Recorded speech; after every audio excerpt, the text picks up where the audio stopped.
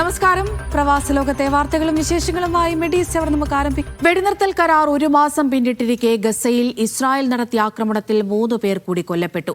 കരാർ ലംഘനം പതിവാക്കിയ ഇസ്രായേൽ ഒരു മാസത്തിനിടയിൽ 274 പേരെ കൊലപ്പെടുത്തിയതായി ഹമാസ് ആരോപിച്ചു. 281 തവണയാണ് ഇസ്രായേൽ വെടിനിർത്തൽ കരാർ ലംഘിച്ചത്. രണ്ടാം ഘട്ട വെടിനിർത്തൽ ചർച്ചയ്ക്ക് തയ്യാറാകണമെന്ന് ഇസ്രായേലിനോട് അമേരിക്ക. മുസ്ലിം രാജ്യങ്ങളുടെ കടുത്ത എതിർപ്പിനിടയിൽ തീവ്രവാദ കേസിൽ ഫലസ്തീനികൾക്ക് വധശിക്ഷ വ്യവസ്ഥ ചെയ്യുന്ന നിയമനിർമ്മാണവുമായി ഇസ്രായേൽ മുന്നോട്ട്. റഫയിലെ തുരങ്കത്തിലുള്ള പോരാളികളെ സംബന്ധിച്ച് മധ്യസ്ഥ രാജ്യങ്ങളും ഹമാസും ചർച്ച തുടരുകയാണ്. അംഗവൈകല്യം സംഭവിച്ച 6000-ലേറെ ഫലസ്തീനികളെ പുനരധിവസിപ്പിക്കാൻ നടപടി വേണമെന്ന് ഗസ ആരോഗ്യ മന്ത്രാലയം ആവശ്യപ്പെട്ടു. MC നാസർ ദുബൈയിൽ നിന്ന് വിവരങ്ങൾ നൽകാനായി ചേരുന്നുണ്ട്. നാസർ, വെടിനിർത്തൽ കരാർ ഒരു മാസം പിന്നിട്ടിരിക്കുകയാണ്. പക്ഷേ അപ്പോഴും അതിശക്തമായ ആക്രമണം തുടരുകയാണ് ഇസ്രായേൽ. നിലവിൽ എന്താണ് ഗസയിലെ സാഹചര്യം? ഈ ആക്രമണത്തിന് തടയിടാൻ ലോകരാജ്യങ്ങളുടെ ഭാഗത്തുനിന്ന് എന്തെങ്കിലും ശ്രമങ്ങൾ നടക്കുന്നുണ്ടോ ഇപ്പോൾ? അവിടുത്തെ ഏതാണ്ട് കഴിഞ്ഞ മാസം 10-ാം തീയതിയാണ് വെടിനിർത്തൽ കരാർ പ്രാബല്യത്തിൽ വന്നത്. ഇപ്പോൾ ഒരു മാസം പിന്നിട്ടിരിക്കുന്ന ഒരു ഘട്ടത്തിൽ നിരന്തരമായിട്ടുള്ള വെടിനിർത്തൽ കരാർ ലംഘനങ്ങൾ ഇസ്രായേൽ തുടർന്നുകൊണ്ടിരിക്കുകയാണ്. ഇന്നിപ്പോൾ ഖാൻ യൂനിസ് ഉൾപ്പെടെയുള്ള പ്രദേശങ്ങൾക്ക് നേരെ നടത്തിയ ആക്രമണത്തിലാണ് 3 പേർ കൊല്ലപ്പെടുകയും നിരവധി പേർക്ക് പരിക്കേൽക്കുകയും ചെയ്തിരിക്കുന്നത്. ഇതൊരു സ്ഥിരം സ്വഭാവത്തിൽ തന്നെ ഈ വെടിനിർത്തൽ ലംഘിക്കാനുള്ള ശക്തമായിട്ടുള്ള നടപടികളുമായി തന്നെ ഇസ്രായേൽ മുന്നോട്ട് പോവുകയാണ്. ഇപ്പോൾ ഈ ഒരു മാസത്തിനിടയിൽ 282 തവണയാണ് ഇപ്പോൾ ഇസ്രായേൽ വെടിനിർത്തൽ ലംഘിക്കുകയും വ്യോമാക്രമണവും അതോടൊപ്പം തന്നെ ഷെല്ലാക്രമണവും വെടിവെപ്പും തുടർന്നുകൊണ്ടിരിക്കുന്നത്. അതുമാത്രമല്ല, കരാറിൽ പറഞ്ഞിരിക്കുന്ന മറ്റു പല വ്യവസ്ഥകളും പാലിക്കാനോ അത് നടപ്പാക്കാനുമുള്ള ഒരു താല്പര്യം പോലും ഇസ്രായേലിന്റെ ഭാഗത്തുനിന്ന് ഉണ്ടായിട്ടുമില്ല. അതുകൊണ്ട് പേരിനുള്ള ഈ ഒരു വെടിനിർത്തൽ കരാർ നിലനിൽക്കുന്നുണ്ട്. ഒരു കൂട്ടമായ തോതിലുള്ള ഒരു വംശഹത്യ നടക്കുന്നില്ല. അതേസമയം തങ്ങൾ ഉദ്ദേശിക്കുന്ന രീതിയിൽ തന്നെ ഈ ആക്രമണ പരമ്പരകൾ മുന്നോട്ട് കൊണ്ടുപോകുന്നത് സാഹചര്യം കൂടിയാണ് രൂപപ്പെട്ടിരിക്കുന്നത്. ഇപ്പോൾ അല്പം മുമ്പാണ് ഇസ്രായേൽ പാർലമെന്റിൽ വളരെ ശക്തമായിട്ടുള്ള ഒരു ഫലസ്തീൻ വിരുദ്ധ നിയമം കൂടി പാസാക്കിയിരിക്കുന്നത്. 16-നെതിരെ 39 വോട്ടുകളോടുകൂടിയാണ് പാർലമെന്റ് ഈ ഫലസ്തീൻ വിരുദ്ധ ായിട്ടുള്ള ഒരു നിയമനിർമ്മാണത്തിനു കൂടി രൂപം നൽകിയിരിക്കുന്നത്. അതായത് ഇസ്രായേലികളായിട്ടുള്ള ആർക്കെങ്കിലും എതിരെ നടപടികൾ ഉണ്ടാവുകയാണെങ്കിൽ, അവരെ കൊല്ലപ്പെടുകയാണെങ്കിൽ ആ കേസുമായി ബന്ധപ്പെട്ടുള്ള ഒരു ഫലസ്തീനിക്കെതിരെ തീവ്രവാദ കുറ്റം ചുമത്തുകയും അവരെ വധശിക്ഷയ്ക്ക് വിധിക്കാൻ വ്യവസ്ഥ ചെയ്യുന്നതാണ് ഈ മരണ നിയമത്തിന്റെ കാതലായിട്ടുള്ള ഭാഗം. ആ ഒരു നിയമം പിൻവലിക്കണം, അതുമായി മുന്നോട്ട് പോകാൻ ഇസ്രായേലിനെ അനുവദിക്കരുതെന്ന് അറബ് മുസ്ലിം രാജ്യങ്ങളുടെ കൂട്ടായ്മയായിട്ടുള്ള OIC നേരത്തെ തന്നെ ആവശ്യപ്പെട്ടിരുന്നു. അതോടൊപ്പം തന്നെ മിക്ക യൂറോപ്യൻ രാജ്യങ്ങളും ആ ഒരു തീരുമാനത്തെ ശരിവച്ചിരുന്നു. പക്ഷേ ഇതിനൊക്കെയും മറികടന്നുകൊണ്ടാണ് ആ നിയമനിർമ്മാണം ഇപ്പോൾ പാസാക്കിയെടുത്തിരിക്കുന്നത്. നെതന്യാഹു ഉൾപ്പെടെയുള്ള സർക്കാരിന്റെ പൂർണ്ണമായിട്ടുള്ള സമ്മതത്തോടു കൂടിയാണ് ഇതിപ്പോൾ ഈ നിയമനിർമ്മാണം അല്പം മുമ്പ് പാർലമെന്റിൽ പാസ്സായിരിക്കുന്നത്. ഇതേ തുടർന്ന് തീവ്ര വലതുപക്ഷ മന്ത്രിയായിട്ടുള്ള ബെൻഗവീർ പാർലമെന്റിൽ തന്നെ മധുര പലഹാരങ്ങൾ വിതരണം ചെയ്യുന്ന ദൃശ്യങ്ങളും ഇപ്പോൾ അന്താരാഷ്ട്ര മാധ്യമങ്ങൾ പുറത്തുവിടുകയാണ്. അപ്പോൾ ഒരു ഭാഗത്ത് ആക്രമണങ്ങൾ നടക്കുന്നു, മറുഭാഗത്ത് ഏറ്റവും കിരാതമായിട്ടുള്ള മാരണ നിയമങ്ങൾ പാസാക്കിക്കൊണ്ട് ഫലസ്തീനികളെ തടവറയിൽ ഇരുത്തുക മാത്രമല്ല, അവരുടെ വധശിക്ഷയ്ക്ക് പോലും വിധേയമാക്കാനുള്ള വ്യവസ്ഥകൾ ഉൾപ്പെടുന്ന ഒരു നിയമനിർമ്മാണത്തിനു കൂടി ഇസ്രായേൽ രൂപം നൽകിയിരിക്കുകയാണ് ഈ വെടിനിർത്തൽ കരാർ ഒരു മാസം പിന്നിടുന്ന ഈ ദിവസം. അമൃത. നാസർ, അതുപോലെ തന്നെ ഈ തീവ്രവാദ കേസിൽ ഫലസ്തീനികൾക്ക് വധശിക്ഷ വ്യവസ്ഥ ചെയ്യുന്ന നിയമനിർമ്മാണവുമായി മുന്നോട്ട് പോവുകയാണ് ഇസ്രായേൽ എന്നാണല്ലോ മറ്റൊരു ലഭിക്കുന്ന വിവരം. അതാണ് ഇപ്പോൾ ഞാൻ സൂചിപ്പിച്ചിരിക്കുന്നത്. 39 വോട്ടുകളോടെയാണ്, 16 പേർ മാത്രമാണ് ഇതിനെതിരായിട്ട് വോട്ട് ചെയ്തത്. 39 വോട്ടുകൾ അനുകൂലമായി ലഭിച്ചതോടുകൂടിയാണ് പാർലമെന്റിന്റെ ഒരു പ്രധാനപ്പെട്ട ഒരു നിയമനിർമ്മാണത്തിന് പാർലമെന്റിന്റെ പച്ചക്കൊടി ലഭിച്ചിരിക്കുന്നത്. ഇനി ഈ നിയമം എന്നത് വളരെ കൃത്യമാണ്. ഇത് ഫലസ്തീനികളെ മാത്രം ലക്ഷ്യമിട്ടുകൊണ്ടുള്ള ഒരു നിയമമാണ്. അതായത് ജൂത കുടിയേറ്റക്കാർ ഇപ്പോൾ വെസ്റ്റ് ബാങ്കിന്റെ പല ഭാഗങ്ങളിലും ഫലസ്തീനികൾക്ക് നേരെ, ഫലസ്തീൻ കുടുംബങ്ങൾക്ക് നേരെ അതിശക്തമായിട്ടുള്ള ആക്രമണങ്ങളാണ് പിന്നിട്ട ദിവസങ്ങളിലൊക്കെയും തുടർന്നുകൊണ്ടിരിക്കുന്നത്. എന്നാൽ അത്തരം നടപടികൾ സ്വീകരിക്കുന്ന ഇസ്രായേലികൾക്കെതിരെ ഒരു നിർദ്ദേശവും ഒരു വ്യവസ്ഥയും ഒരു നീക്കവും ഉണ്ടാകരുതെന്ന് കൂടി ഈ ബില്ല് വ്യവസ്ഥ ചെയ്യുന്നുണ്ട്. അത് മാത്രമല്ല, അത്തരം ഏതെങ്കിലും അർത്ഥത്തിൽ ഇസ്രായേലി പൗരൻ ഇത്തരം ഫലസ്തീനികളുടെ ഭാഗത്തു നിന്നുള്ള ആക്രമണം മൂലം കൊല്ലപ്പെടുകയാണെങ്കിൽ ആ ഫലസ്തീനികൾക്കും ആ ഫലസ്തീൻ ഉൾപ്പെടുന്ന സംഘത്തിനുമെതിരെ വധശിക്ഷ വിധിക്കാനുള്ള വളരെ കിരാതമായിട്ടുള്ള ഒരു വ്യവസ്ഥ. അതെ, നാസർ സൂചിപ്പിച്ചതുപോലെ തന്നെ എന്താണ് ഇതിലൂടെ ഇസ്രായേൽ ലക്ഷ്യമിടുന്നത് എന്നുള്ള കാര്യം വ്യക്തമാണ്. ഇതിനെ എങ്ങനെയാണ് അറബ് രാജ്യങ്ങൾ നോക്കിക്കാണുന്നത്? അറബ് മുസ്ലിം രാജ്യങ്ങൾ, OIC ഉൾപ്പെടെയുള്ള കൂട്ടായ്മകൾ നേരത്തെ തന്നെ ഈ ബില്ല് നിയമപ്രാബല്യം വരികയാണെങ്കിൽ അത് ഏറ്റവും വലിയ മനുഷ്യാവകാശ വിരുദ്ധമായിട്ടുള്ള ഒരു ബില്ലായിട്ട് മാറും. അത്തരമൊരു നിയമനിർമ്മാണത്തെ അന്തർദേശീയ സമൂഹം ചെറുക്കണം. അമേരിക്ക ഉൾപ്പെടെയുള്ള രാജ്യങ്ങൾ അത്തരമൊരു ബില്ല് നിയമത്തിലൂടെ നടപ്പാകുന്നതിനെ തടയണമെന്ന് ഈ അറബ് മുസ്ലിം രാജ്യങ്ങളുടെ പൊതുകൂട്ടായ്മ ആവശ്യപ്പെട്ടിരുന്നു. അറബ് ലീഗും അതോടൊപ്പം തന്നെ OICയും GCC രാജ്യങ്ങളും ഒക്കെ ഈ ബില്ലിനെതിരെ അതിശക്തമായിട്ടുള്ള പ്രതികരണം നടത്തിയിരുന്നു. മിക്ക യൂറോപ്യൻ രാജ്യങ്ങളും ഇത്തരമൊരു ബില്ല് ഈ ഒരു ഘട്ടത്തിൽ വരുന്നത് മനുഷ്യാവകാശങ്ങളെ നഗ്നമായ തോതിൽ തന്നെ ലംഘിക്കുന്ന ഒരു സാഹചര്യം രൂപപ്പെടും. അതുകൊണ്ട് അത്തരം നിയമനിർമ്മാണങ്ങളിൽ നിന്ന് ഇസ്രായേൽ പിന്നോട്ട് പോകണമെന്ന് അവരും അഭ്യർത്ഥിച്ചിരുന്നു. അന്താരാഷ്ട്ര തലത്തിലുള്ള മനുഷ്യാവകാശ സംഘടനകളും അതോടൊപ്പം തന്നെ സന്നദ്ധ സംഘടനകളും ഈ നിയമനിർമ്മാണത്തിനെതിരെ രംഗത്ത് വന്നിരുന്നു. പക്ഷെ അതൊക്കെയും അവഗണിച്ചുകൊണ്ടാണ് ഇപ്പോൾ തീവ്ര വലതുപക്ഷ മന്ത്രിമാരായിട്ടുള്ള ബെൻഗവറും സ്മോട്രിക്കും നേതൃത്വം നൽകുന്ന ഈ സർക്കാർ പൂർണ്ണമായിട്ടും ഈ ബില്ലിന് അനുകൂലമായിട്ട് രംഗത്ത് വരികയും ആ ബില്ലിന്റെ പ്രധാനപ്പെട്ട ഒരു കടമ്പ ഇന്ന് രാത്രിയോടുകൂടി പാസ്സാക്കാൻ സാധിച്ചതിന്റെ ആഹ്ലാദത്തിലാണ് തീവ്ര വലതുപക്ഷ മന്ത്രിമാരും നെതന്യാഹു സർക്കാരും. പക്ഷേ ഇത് സ്വാഭാവികമായിട്ടും ജയിലുകളിൽ കിടക്കുന്ന ഫലസ്തീൻ തടവുകാരെ പോലും കൊല നടത്താനുള്ള ഒരു അടിസ്ഥാനമായിട്ടുള്ള ഒരു സാഹചര്യം കൂടിയായി മാറുമെന്ന ആശങ്ക ലോകത്തെ ഹ്യൂമൻ റൈറ്റ്സ് അസോസിയേഷനുകളും അതോടൊപ്പം തന്നെ മറ്റു കൂട്ടായ്മകളും ഉന്നയിക്കുന്നുണ്ട്. പക്ഷേ തങ്ങളുടേതായിട്ടുള്ള ഈ വംശഹത്യ നിലപാടുമായി തന്നെ ഇസ്രായേൽ മുന്നോട്ട് പോകുന്ന ഒരു സാഹചര്യം തന്നെയാണ്. ഈ വെടിനിർത്തൽ ഒരു മാസം പിന്നിട്ടിരിക്കുന്ന ഈ അവസ്ഥയിലും ഇത്തരമൊരു നിയമനിർമ്മാണത്തിലൂടെ ഇസ്രായേൽ ലോകത്തിന് നൽകുന്ന സന്ദേശവും അതുമാത്രമാണ്. നാസർ, ഒരു കാര്യം കൂടി ചോദിക്കട്ടെ. റഫേലെ തുരങ്കത്തിലുള്ള പോരാളികളെ സംബന്ധിച്ചുള്ള കാര്യങ്ങൾ കൂടി അറിയേണ്ടതുണ്ട്. ഇവരെ പുറത്തേക്ക് എത്തിക്കുന്നത് സംബന്ധിച്ച് എന്തെങ്കിലും ഒരു തീരുമാനത്തിലേക്ക് നിലവിൽ എത്തിയിട്ടുണ്ടോ? അമൃത, ഏതാണ്ട് പിന്നിട്ട ദിവസങ്ങളിലൊക്കെയും ഇതുമായി ബന്ധപ്പെട്ട് ഇസ്രായേലും മധ്യസ്ഥ രാജ്യങ്ങളും ഹമാസുമായിട്ട് പല ഘട്ടങ്ങളിൽ ചർച്ച നടന്നിരുന്നു. ആ ചർച്ച ഇപ്പോൾ പോലും തുടരുകയാണ്. ഇന്നലെയും ഹമാസുമായിട്ട് മധ്യസ്ഥ രാജ്യങ്ങളായിട്ടുള്ള ഈജിപ്തും തുർക്കിയും ഖത്തറുമാണ് ചർച്ചകൾ ഇന്നലെ രാത്രിയും നടത്തിയത്. കാരണം 150 മുതൽ 200ഓളം പോരാളികളാണ് ഇപ്പോൾ റഫയുടെ ഭാഗത്തുള്ള യെല്ലോ ലൈനിന് പിറകിലുള്ള ഹമാസിന്റെ തുരങ്കങ്ങളിൽ ഉള്ളത്. അവരെ സുരക്ഷിതമായിട്ട് വിടാൻ നേരത്തെ ഇസ്രായേൽ തീരുമാനിച്ചതായിട്ടും അവർ ആയുധങ്ങൾ പൂർണ്ണമായിട്ടും അടിയറ വെക്കുകയാണെങ്കിൽ അവരെ സ്വതന്ത്രമാക്കാമെന്ന് ഇസ്രായേൽ സമ്മതിച്ചതായിട്ടുള്ള റിപ്പോർട്ടുകൾ ഉണ്ടായിരുന്നു. പക്ഷേ ഔദ്യോഗികമായിട്ടുള്ള ഒരു പ്രതികരണം ഇതുവരെയും വന്നിട്ടില്ല. പക്ഷേ ഈ സ്വതന്ത്രരാക്കുന്ന ഫലസ്തീൻ പോരാളികളെ നാടുകടത്തും, അവരൊരിക്കലും തന്നെ ഗസയിൽ തന്നെ നിലനിൽക്കാൻ അനുവദിക്കുകയില്ല എന്ന ഒരു കടുത്ത നിലപാടിലേക്ക് ഇസ്രായേൽ വന്നതായിട്ടുള്ള റിപ്പോർട്ടുകളും പുറത്തു വരുന്നുണ്ട്. എന്തായാലും മധ്യസ്ഥ രാജ്യങ്ങൾ നടത്തുന്ന ഈ ചർച്ചയുടെ വിവരങ്ങൾ, ഹമാസിന്റെ കൂടി അഭിപ്രായങ്ങൾ അമേരിക്കയെ അറിയിച്ചതായിട്ടുള്ള റിപ്പോർട്ടുകൾ കൂടി ഇപ്പോൾ പുറത്തു വരുന്നുണ്ട്. എന്തായാലും അടുത്ത ഏതാനും ദിവസങ്ങൾക്കുള്ളിൽ തന്നെ ഈ തുരങ്കങ്ങളിലുള്ള 150 മുതൽ 200 വരെ വരുന്ന ഫലസ്തീൻ പോരാളികളുടെ കാര്യത്തിലുള്ള ഒരു തീർപ്പിലേക്ക് എത്തിച്ചേരാൻ സാധിക്കുമെന്ന ഒരു പ്രതീക്ഷയാണ് മധ്യസ്ഥ രാജ്യങ്ങളായിട്ടുള്ള ഈജിപ്തും ഖത്തറും അവർ അല്പം മുമ്പ് വ്യക്തമാക്കിയിരിക്കുന്നത്. ശരി, MC നാസറാണ് വിശദമായ വിവരങ്ങൾ പങ്കുവച്ചത്.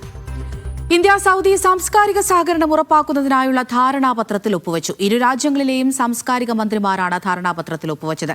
റിയാദിൽ വെച്ചായിരുന്നു ധാരണ. സാംസ്കാരിക സഹകരണം ശക്തിപ്പെടുത്തുന്നതിന്റെ ഭാഗമായാണ് സൗദിയുടെ ഉഭയകക്ഷി ധാരണാപത്രത്തിൽ ഒപ്പുവച്ചത്. ഇരു രാജ്യങ്ങളെയും പ്രതിനിധീകരിച്ചത് സൗദി സാംസ്കാരിക മന്ത്രി Prince Badr bin Abdullah bin Farhan Al സൗദും ഇന്ത്യൻ സാംസ്കാരിക ടൂറിസം മന്ത്രി ഗജേന്ദ്ര സിംഗ് ഷെഖാവത്തുമാണ്. റിയാദിൽ വെച്ചായിരുന്നു ധാരണ. കല, പൈതൃകം, സംഗീതം, സാഹിത്യം, സാംസ്കാരിക പൈതൃക സംരക്ഷണം എന്നിവയുൾപ്പെടെ വിവിധ സാംസ്കാരിക മേഖലകളിലെ സഹകരണം ഇതോടെ കൂടുതൽ ആഴത്തിലാക്കുമെന്ന് ഗജേന്ദ്ര സിംഗ് ഷെഖാവത്ത് അറിയിച്ചു. ജനങ്ങൾ തമ്മിലുള്ള ബന്ധം മെച്ചപ്പെടുത്തുകയും സ്ഥാപന പങ്കാളിത്തം വർദ്ധിപ്പിക്കുകയും ചെയ്യുമെന്നും അദ്ദേഹം കൂട്ടിച്ചേർത്തു. റിയാദ് സീസന്റെ ഭാഗമായി സുവേദി പാർക്കിൽ നടക്കുന്ന ഇന്ത്യൻ ഫെസ്റ്റിലും മന്ത്രി അതിഥിയായി പങ്കെടുത്തു. Mishal Cherpulassery, media 1, Riyadh. സൗദിയിൽ തൊഴിലാളികളുടെ അവകാശങ്ങൾ സംരക്ഷിക്കുന്നതിന് കൂടുതൽ നിർദ്ദേശങ്ങളുമായി മാനവ വിഭവശേഷി മന്ത്രാലയം. അവധി ദിവസങ്ങളിലെ ഓവർ ടൈം ജോലികൾക്ക് നിയന്ത്രണം ഏർപ്പെടുത്തും. ജോലി സമയവും വിശ്രമവും ക്രമീകരിക്കുന്നതിന്റെ ഭാഗമായാണ് പുതിയ നിർദ്ദേശങ്ങൾ. തൊഴിലാളികളുടെ അവകാശങ്ങൾ സംരക്ഷിക്കുന്നതിന്റെ ഭാഗമായാണ് മാനവ വിഭവശേഷി മന്ത്രാലയം കൂടുതൽ നിർദ്ദേശങ്ങൾ പുറപ്പെടുവിച്ചത്. ജോലി സമയം, വിശ്രമം, ആഴ്ചയിലെ അവധി എന്നിവ കർശനമായി പാലിക്കുന്നുണ്ടെന്ന് ഉറപ്പുവരുത്തുകയാണ് ലക്ഷ്യം. ഇതുവഴി തൊഴിലാളികളുടെ മാനുഷികാവകാശങ്ങൾ ഉറപ്പാക്കുന്നതിനും മന്ത്രാലയം ലക്ഷ്യമിടുന്നുണ്ട്. വാരാന്ത്യാവധി ദിനങ്ങളിൽ അധിക ശമ്പളം നൽകി ജോലി ചെയ്യിക്കുന്ന ഓവർടൈം രീതിക്ക് നിയന്ത്രണം ഏർപ്പെടുത്തും. തൊഴിലാളികൾക്ക് നിർബന്ധമായും പൂർണ്ണ വിശ്രമം ലഭിക്കണമെന്നും മന്ത്രാലയം വ്യക്തമാക്കി. തൊഴിൽ സമയം 12 മണിക്കൂറിൽ കൂടരുതെന്നും പുതിയ നിർദ്ദേശം നിഷ്കർഷിക്കുന്നു. ജോലി അവസാനിച്ചാൽ ജോലിസ്ഥലത്ത് തങ്ങാൻ പാടില്ലെന്നും വ്യവസ്ഥയിലുണ്ട്. തൊഴിലാളികളുടെ ആരോഗ്യവും സുരക്ഷിതത്വവും മുൻനിർത്തിയാണ് നിയന്ത്രണങ്ങൾ. ഇടവേളയില്ലാതെ തുടർച്ചയായി 5 മണിക്കൂറിൽ കൂടുതൽ ജോലി ചെയ്യാൻ അനുവദിക്കില്ല. ജോലി സമയത്തിനിടയിൽ പ്രാർത്ഥനയ്ക്കും ഭക്ഷണത്തിനും കുറഞ്ഞത് 30 മിനിറ്റ് വിശ്രമവേള നിർബന്ധമായി പാലിക്കണം. നിർദ്ദേശങ്ങൾ തൊഴിലുടമകൾ പാലിക്കാത്ത പക്ഷം നിയമ നടപടികൾ നേരിടേണ്ടി വരുമെന്നും മന്ത്രാലയം മുന്നറിയിപ്പ് നൽകി. Naushad Rikkur, Media 1, Dammam. Dubai Al Maktoum വിമാനത്താവളത്തിൽ ആദ്യമായി പൈലറ്റോടുകൂടിയ എയർ ടാക്സി പറന്നിറങ്ങി. അടുത്ത വർഷം എയർ ടാക്സി സേവനം ആരംഭിക്കുന്നതിന് മുന്നോടിയായാണ് വിമാനത്താവളത്തിൽ ഇത് പരീക്ഷിച്ചത്. ദുബായ് കിരീടാവകാശിയാണ് ഇക്കാര്യം പങ്കുവച്ചത്. ഷിനോജ് ഷംസുദ്ദീൻ വിവരങ്ങൾ നൽകാനായി ചേരുന്നുണ്ട്. ഷിനോജ്, ആദ്യമായാണ് ദുബായ് വിമാനത്താവളത്തിൽ പൈലറ്റോടുകൂടിയ എയർ ടാക്സി പറന്നിറങ്ങുന്നത്. ഈ പദ്ധതി എന്താണ്?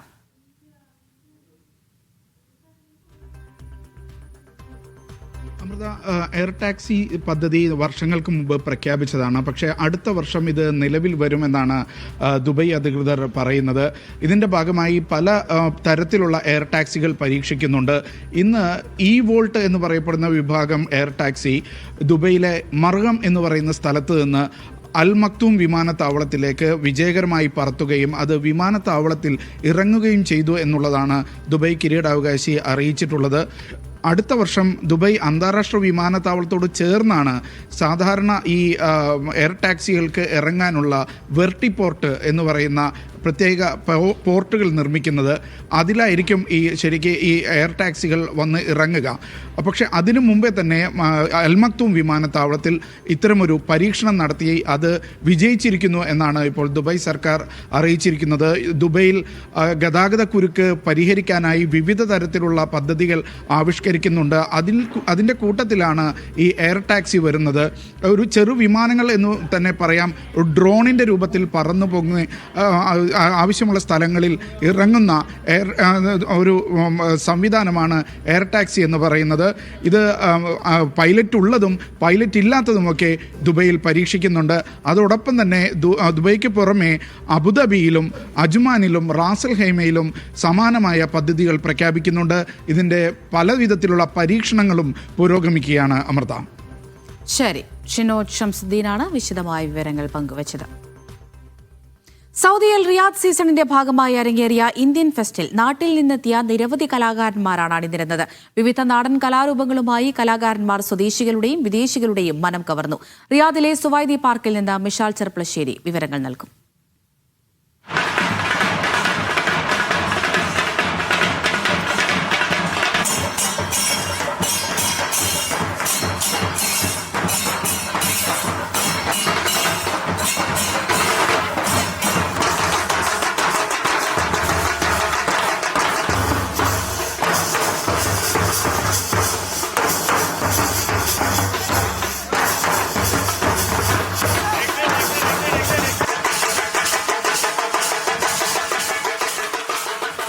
റിയാദ് സീസണിന്റെ ഭാഗമായി സുവൈദി പാർക്കിൽ കഴിഞ്ഞ ദിവസങ്ങളിൽ അരങ്ങേറുന്ന ഇന്ത്യൻ ഫെസ്റ്റ് തുടരുകയാണ്. ഇവിടെ നിരവധി ഇന്ത്യൻ കലാരൂപങ്ങളും സാംസ്കാരിക കലാപരിപാടികളുമാണ് ഇവിടെ അരങ്ങേറുന്നത്. നമ്മുടെ നാട്ടിൽ നിന്നും നിരവധി കലാകാരന്മാർ ഇവിടെ നാടൻ കലകൾ അവതരിപ്പിക്കാൻ എത്തിയിട്ടുണ്ട്. അപ്പോൾ അവരാണ് എൻ്റെ കൂടെ ഇപ്പോൾ ഉള്ളത്. നമുക്ക് അവരോട് വിശേഷങ്ങൾ ചോദിച്ചറിയാം.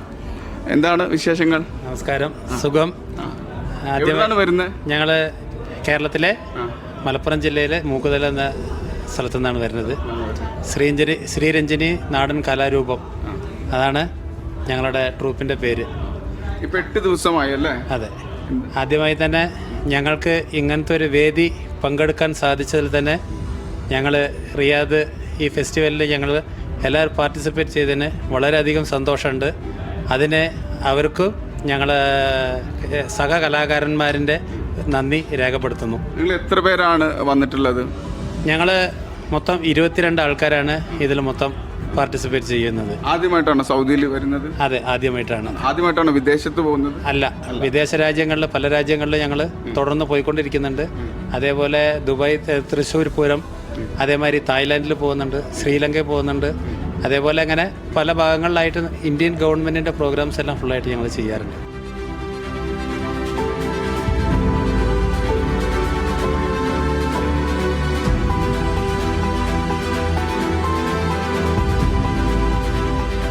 ഇവിടെ വേറെയും കലാകാരന്മാരുണ്ട്. നമ്മൾ ഇവിടെ പരേഡിലാണ് പ്രധാനമായിട്ടും നമ്മൾ പങ്കെടുക്കുന്നത് അല്ലേ? പരേഡിൻ്റെ ഒരു ഇടവേളയിലാണ് ഇപ്പോൾ നമ്മൾ സംസാരിച്ചുകൊണ്ടിരിക്കുന്നത് അല്ലേ?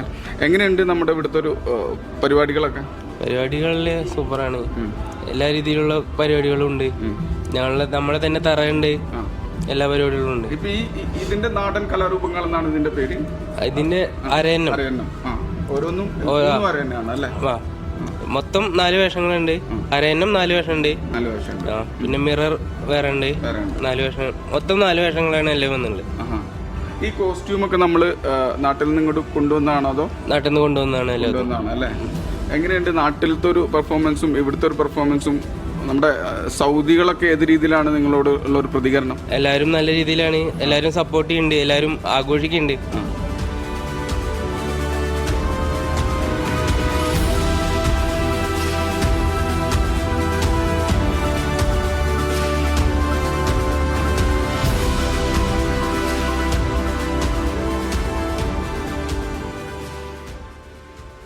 നമ്മളെ കേരളത്തിലത്തെ പോലെ തന്നെയാണ് ഇവരും സ്വീകരിച്ചിരിക്കുന്നത് നമ്മളെ. അതെല്ലേ?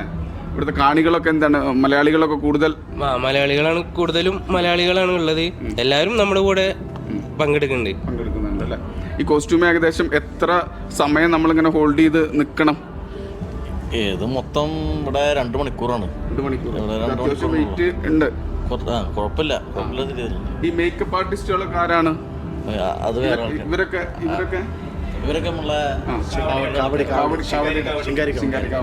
ഈ മേക്കപ്പ് നമുക്ക് ഇങ്ങനെ ഫുൾ ടൈം ഹോൾഡ് ചെയ്ത് നിൽക്കണം അറിയാനത്തിന്റെ ഒക്കെ അല്ലേ? നമുക്ക് ഇരിക്കാനുള്ള സൗകര്യങ്ങളൊക്കെ ഉണ്ട്. ഇനി നമ്മൾ എന്താണ് സൗദി വിടുന്നത്? ഇനി ഇവിടുന്ന് ഇപ്പൊ ഞങ്ങള് 11-ാം തീയതി, കുറച്ച് പേര് 11-ാം തീയതി, കുറച്ച് പേര് 14-ാം തീയതി. അടുത്തത് ഇനി അങ്ങോട്ടാണ്? അടുത്ത ഇനി ദുബായ് ഫസ്റ്റ്. ദുബായിലത്തെ ശുഭ്രം ദുബായ് ഫെസ്റ്റിലാണ് ഇനി അടുത്തതായിട്ട് കാണാൻ പോകണം അല്ലേ?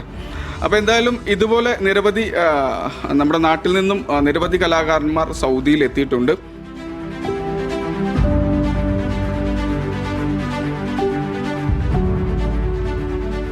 റിയാദിൽ നിന്നും മിഷാൽ ചെർപ്പുളശ്ശേരി, മീഡിയ 1. ഇന്ത്യയും സൗദിയും തമ്മിലുള്ള സഹകരണത്തിലൂടെ ടൂറിസം മേഖല ശക്തമാക്കുമെന്ന് കേന്ദ്ര ടൂറിസം മന്ത്രി ഗജേന്ദ്ര സിംഗ് ഷെഖാവത്ത്. സൗദിയിലെ റിയാദിൽ UN ടൂറിസം കൌൺസിൽ യോഗത്തിനായി എത്തിയ മന്ത്രി റിയാദ് സീസൺ സന്ദർശിച്ചു. സുവൈദി പാർക്കിൽ പുരോഗമിക്കുന്ന ഇന്ത്യൻ ഫെസ്റ്റിൽ അതിഥിയായി എത്തിയ ടൂറിസം മന്ത്രി കേരളത്തിന്റേതുൾപ്പെടെ കലാപരിപാടികളും ആസ്വദിച്ചു.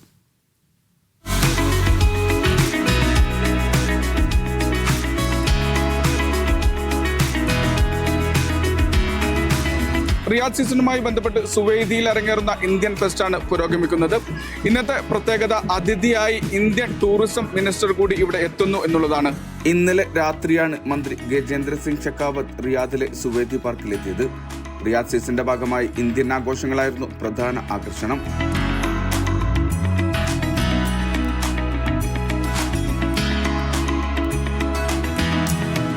ഇന്ത്യ സൗദി വിനോദസഞ്ചാര മേഖല ശക്തിപ്പെടുത്താനുള്ള ചർച്ചകൾ പൂർത്തിയാക്കിയിട്ടുണ്ടെന്ന് അദ്ദേഹം അറിയിച്ചു. निश्चित रूप से प्रशंसनीय भी है और अनुकरणीय भी है.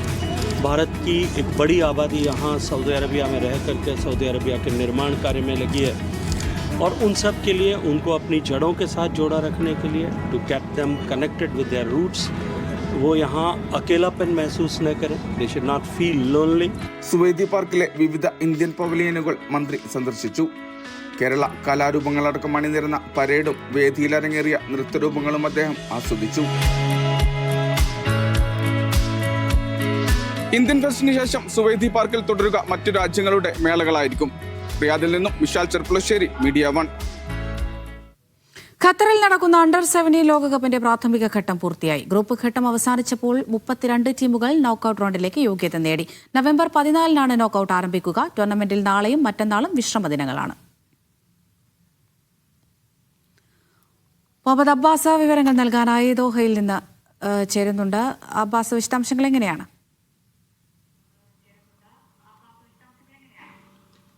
അമൃത, ആകെ 48 ടീമുകളാണ് ഈ ഖത്തറിൽ നടക്കുന്ന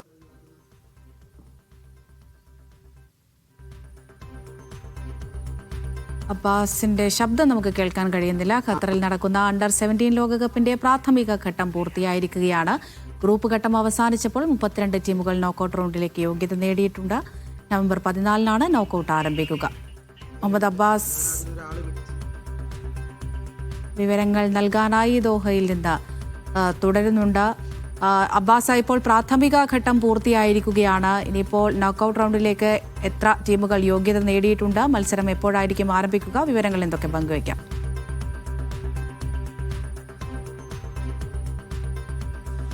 അമൃത, 48 ടീമുകളാണ് അണ്ടർ-17 ലോകകപ്പിൻ്റെ ഈ ഖത്തറിൽ നടക്കുന്ന അണ്ടർ-17 വേൾഡ് കപ്പിൽ ഉണ്ടായിരുന്നത്. ചരിത്രത്തിൽ ആദ്യമായാണ് ഇത്രയും കൂടുതൽ ടീമുകൾ അണ്ടർ-17 ലോകകപ്പിൽ പങ്കെടുക്കുന്നത്. അതിൽ നിന്ന് 16 ടീമുകൾ പുറത്തായി. നിലവിൽ 32 ടീമുകൾ നോക്കൌട്ടിലേക്ക് പ്രവേശിക്കുകയും ചെയ്തു. കരുത്തരായ അർജന്റീന, ബ്രസീൽ, അതുപോലെ ജർമ്മനി, നിലവിലെ ചാമ്പ്യന്മാരായ ജർമ്മനി, ഫ്രാൻസ് തുടങ്ങിയ ലോക ഫുട്ബോളിലെ വൻ ശക്തികളെല്ലാം അടുത്ത നോക്കൌട്ട് ഘട്ടത്തിലേക്ക് യോഗ്യത നേടിയിട്ടുണ്ട്. അതുപോലെ എടുത്തു പറയേണ്ട കാര്യം, ഇന്ന് നടന്ന മത്സരങ്ങളിൽ ഫ്രാൻസിനെ യുഗാണ്ട അട്ടിമറിച്ചു എന്നുള്ളതാണ്. അവിടെ എതിരില്ലാത്ത ഒരു ഗോളിനാണ് യുഗാണ്ടയുടെ ജയമുണ്ടായിരുന്നത്. ഇങ്ങനെ സാംബിയ, ബ്രസീൽ അടങ്ങുന്ന ഗ്രൂപ്പിൽ നിന്ന് സാംബിയ ആഫ്രിക്കൻ ടീമാണ്. ഈ ടീം കൂടി അടുത്ത ഘട്ടത്തിലേക്ക് യോഗ്യത നേടിയിട്ടുണ്ട്. ഈ 2 ടീമുകളാണ് ശരിക്കും കറുത്ത കുതിരകൾ എന്ന് വിശേഷിപ്പിക്കാവുന്ന 2 ടീമുകൾ. അതോടൊപ്പം തന്നെ എടുത്തു പറയേണ്ടത്, പ്രധാനപ്പെട്ട എല്ലാ ടീമുകളും, പ്രധാനപ്പെട്ട എല്ലാ ചാമ്പ്യൻ ടീമുകളും അടുത്ത ഘട്ടത്തിലേക്ക് യോഗ്യത നേടുകയുണ്ടായി. അതുപോലെ എടുത്തു പറയേണ്ട പുറത്തുപോക്ക് എന്ന് പറയുന്നത് ചിലിയുടെയും അതുപോലെ ഐവറി കോസ്റ്റിൻ്റെതുമാണ്. ഈ 2 ടീമുകളും ഈ ചാമ്പ്യൻഷിപ്പിൽ നിന്ന് പുറത്തായി. അതുപോലെ അറേബ്യൻ രാഷ്ട്രങ്ങളിലേക്ക് നോക്കുകയാണെങ്കിൽ UAE അതുപോലെ ഖത്തർ രാഷ്ട്രങ്ങൾ കൂടി ഈ ടൂർണമെൻറ്റിൽ നിന്ന് പുറത്തായിട്ടുണ്ട്. ഏതായാലും ഇനി 32 ടീമുകൾ മാത്രമാണ് അണ്ടർ-17 ലോകകപ്പിൽ ബാക്കിയാകുന്നത്. ഇതിൻ്റെ പ്രത്യേകത എന്ന് പറയുന്നത്, നോക്കൌട്ട് റൗണ്ടിലേക്ക് വരുമ്പോൾ ഇനി എക്സ്ട്രാ ടൈമുകൾ ഉണ്ടാകും, അതുപോലെ പെനാൽറ്റി ഷൂട്ടൗട്ടുകൾ ഉണ്ടാകും. ഇങ്ങനെ കൃത്യമായി ഓരോ ടീം മത്സരിക്കുന്ന തോൽക്കുന്ന ടീമെല്ലാം ഈ റൗണ്ടിൽ നിന്ന് പുറത്താകുകയും അടുത്ത പ്രീ ക്വാർട്ടറിലേക്ക് 16 ടീമുകൾ മാത്രമാകും യോഗ്യത നേടുക. അടുത്ത 2 ദിവസം അണ്ടർ-17 വേൾഡ് കപ്പിൽ വിശ്രമ ദിനങ്ങളാണ്. ഇതിനുശേഷം നവംബർ 14-നാണ് അടുത്ത ഘട്ടം ആരംഭിക്കുന്നത്. അമൃത. ശരി, മുഹമ്മദ് അബ്ബാസ് ആണ് ദോഹയിൽ നിന്ന് വിശദമായ വിവരങ്ങൾ നൽകിയത്. ടൂറിസം മേഖലയിലെ പരസ്പര സഹകരണത്തിന് ഖത്തർ സൗദി കരാർ. റിയാദിൽ നടക്കുന്ന UN ടൂറിസം ജനറൽ അസംബ്ലിയിൽ visit Qatar CEO Abdul Aziz അലിയും സൗദി ടൂറിസം അതോറിറ്റി ബോർഡ് അംഗം ഫഹദ് ഹമീദുദ്ദീനുമാണ് ധാരണാപത്രത്തിൽ ഒപ്പുവച്ചത്. കരാർ പ്രകാരം അന്താരാഷ്ട്ര പ്രദർശനങ്ങൾ, കോൺഫറൻസുകൾ, മാർക്കറ്റിംഗ്, മറ്റ് ടൂറിസം ഇവന്റുകൾ എന്നിവയിൽ ഇരു രാഷ്ട്രങ്ങളും സഹകരിച്ച് പ്രവർത്തിക്കും. സർക്കാർ ഏജൻസികൾക്ക് IFFK സൗജന്യ പാസുകൾ നൽകുന്നത് നിർത്തലാക്കുമെന്ന് ചലച്ചിത്ര അക്കാദമി ചെയർമാൻ റസൂൽ പൂക്കുട്ടി. പാസുകൾ സിനിമയെ സ്നേഹിക്കുന്നവർക്ക് മാത്രമാക്കും. ഗൾഫ് ഉൾപ്പെടെ വിവിധ രാജ്യങ്ങളിൽ IFFK എഡിഷൻ സംഘടിപ്പിക്കും. ക്യാൻ ഉൾപ്പെടെയുള്ള മേളകളിലും IFFKയിലെ മലയാള സിനിമകൾ പ്രദർശിപ്പിക്കാൻ നടപടിയുണ്ടാകുമെന്നും റസൂൽ പൂക്കുട്ടി പറഞ്ഞു. ഞാൻ ആദ്യമായി നിർത്താൻ പോകുന്ന സംബന്ധം അറിയാം. ഈ IFFKൻ്റെ സമയത്ത് ഒരുപാട് ഗവൺമെൻറ് ഓഫീസസ്, മിനിസ്റ്റേഴ്സ്, അതായത് മിനിസ്റ്റേഴ്സിൻ്റെ ഓഫീസ് മാത്രമല്ല, ഈ മറ്റ് ഗവൺമെൻറ് ഓഫീസസ്, പോലീസ് ആയാലും ഇവരെല്ലാവരും പാസ് ചോദിക്കും ഫ്രീ ആയിട്ട്. അപ്പോൾ ഒരു 15,000 പാസിൽ ഒരു 5,000 പാസ് ഇങ്ങനെ ഫ്രീ ആയിട്ട് കൊടുക്കുന്നു.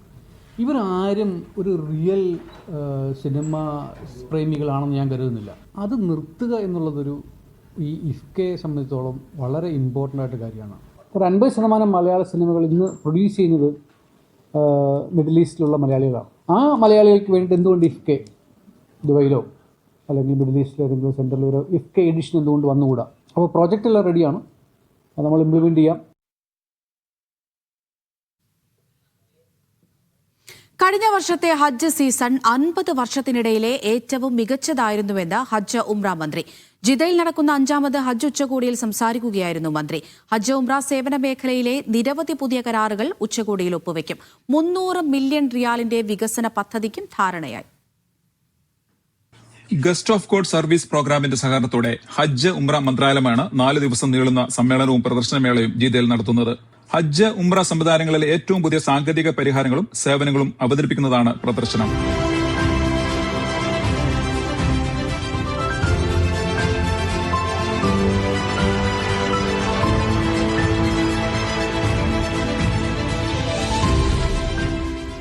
كان موسم الحج الماضي لعام 1446 هجرية استثنائيا على جميع الأصعدة، حيث هو الأفضل خلال 50 سنة الماضية. ഹജ്ജ് തീർത്ഥാടകരെയും ഉംറ നിർവഹിക്കുന്നവരെയും സഹായിക്കുന്ന ഏറ്റവും പുതിയ കണ്ടുപിടുത്തങ്ങളും സാങ്കേതിക വിദ്യകളും പ്രദർശിപ്പിക്കുന്നുണ്ട്.